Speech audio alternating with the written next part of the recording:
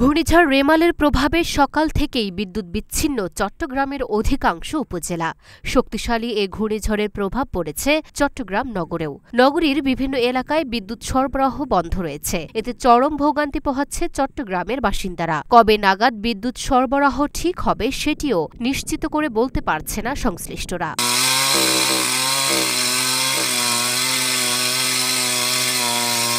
উত্তর চট্টগ্রামের সীতাকুণ্ড, হাটহাজারী, রাউজান, সন্দ্বীপ, ফটিকছড়ি, মিরসরাই, রাঙ্গুনিয়া ও দক্ষিণ চট্টগ্রামের বোয়ালবাড়ি, কর্ণফুলী ও চন্দনাইশে বিদ্যুৎ সরবরাহ স্বাভাবিক নেই। এসব উপজেলার বাসিন্দারা বলছে, সোমবার সকাল থেকেই বিদ্যুৎ নেই, এরপর আর বিদ্যুতের দেখা মেলেনি। তবে কিছু কিছু উপজেলায় বিদ্যুৎ সরবরাহ থাকলেও সেটি একেবারে কম সময়ের জন্য।